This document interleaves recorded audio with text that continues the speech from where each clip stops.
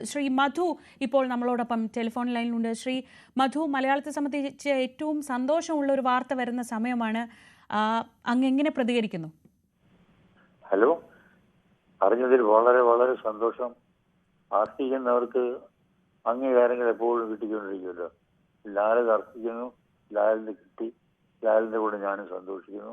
എനിക്കറിയാം നമ്മുടെ കൂടെ നാട്ടുകാരെല്ലാം മലയാളികളെല്ലാം അല്ലാത്തവരും സന്തോഷിക്കുന്നു.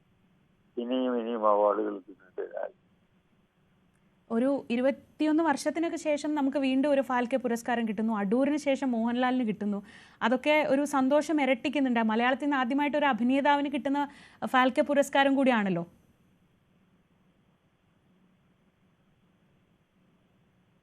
കേൾക്കാമോ മോദി സർ? അദ്ദേഹത്തിൻ്റെ പ്രതികരണമാണ് കേട്ടത്. നമുക്ക് ഒരു വളരെ വിലപ്പെട്ട പ്രതികരണമാണ്.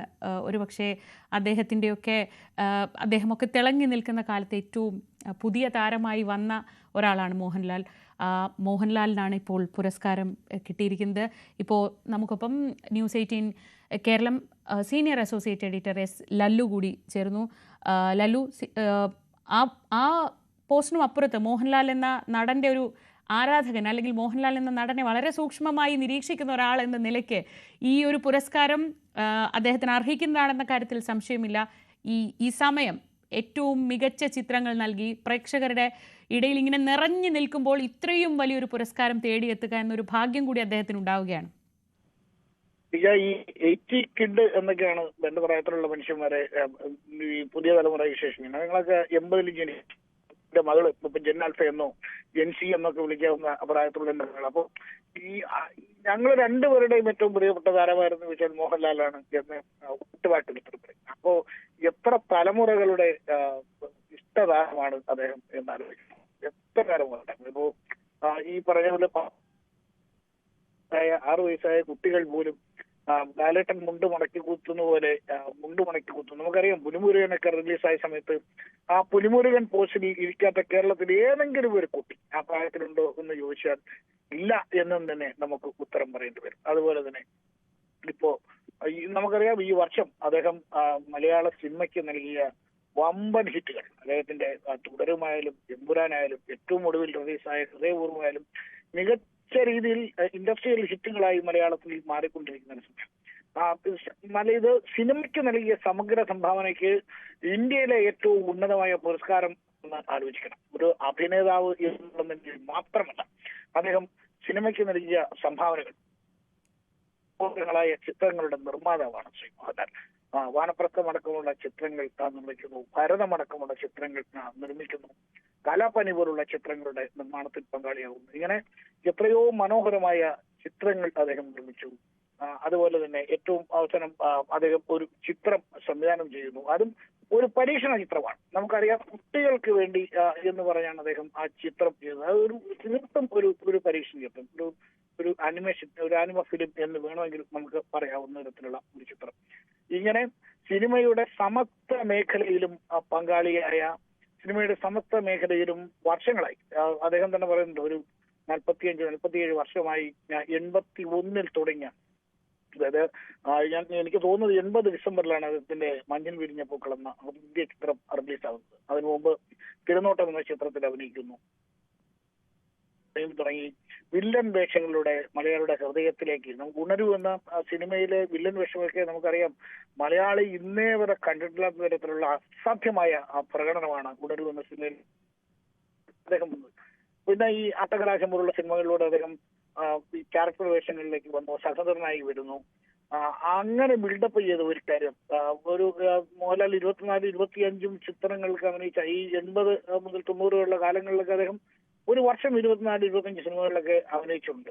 ഒരു സിനിമയിൽ പോലും നമുക്ക് മടുപ്പ് തോന്നാത്ത തരത്തിൽ അദ്ദേഹം അഭിനയിക്കും. ആ അഭിനയം ഇപ്പോ 2025 അവസാനിക്കാകുമ്പോഴും മോഹൻലാൽ എന്ന നടൻ, മോഹൻലാൽ എന്ന വികാരം മലയാളിയുടെ മനസ്സിൽ ഒരു ഇഞ്ച് പോലും താഴാതെ ഓരോ തവണയും അദ്ദേഹത്തെ കാണുമ്പോൾ, ഓരോ ചിത്രത്തിനും അദ്ദേഹത്തെ കാണുമ്പോൾ പ്രേക്ഷകന്റെ ആവേശം ഇരട്ടിക്കാം. നമുക്കറിയാം കേരളത്തിലെ യുവാക്കളെ ഇത്രത്തോളം സ്വാധീനിച്ച ഒരു അഭിനേതാവ് വേറെ ഉണ്ടായിരുന്നു.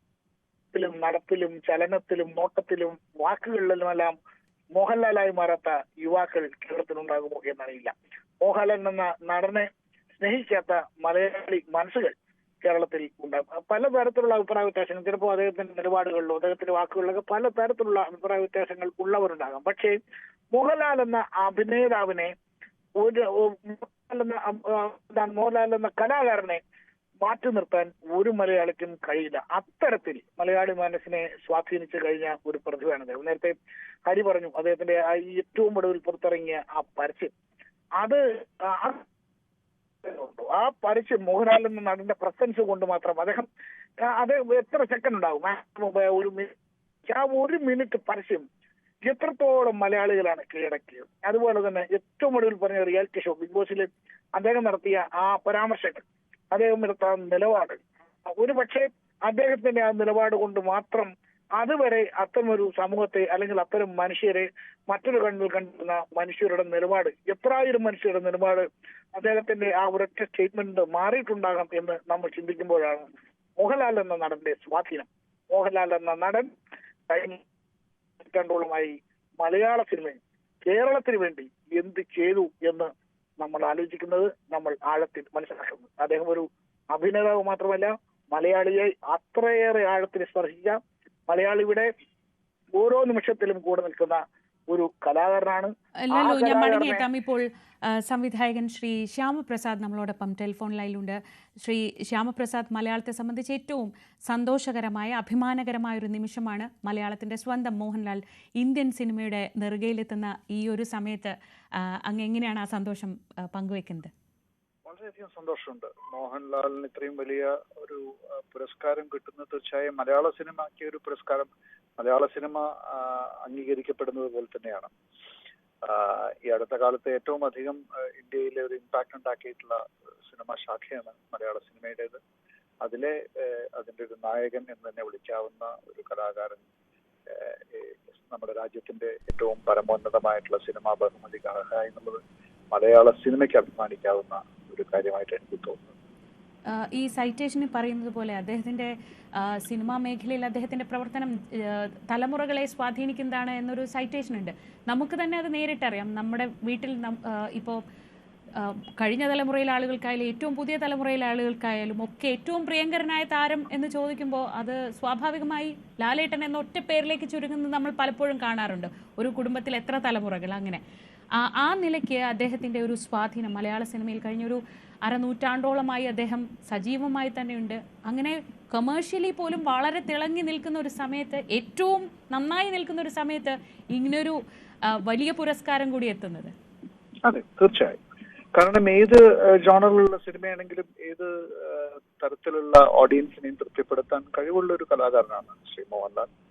അപ്പൊ അതുകൊണ്ട് മലയാള സിനിമയ്ക്ക് ഒരുപാട് മാറ്റങ്ങൾ ഉണ്ടായിട്ടും അതിനോടൊപ്പം ഒക്കെ സഞ്ചരിക്കാൻ സാധിച്ച ഒരു കലാകാരൻ, ഒരു മെയ്വഴക്കമുള്ള കലാകാരൻ എന്നുള്ള രീതിയിൽ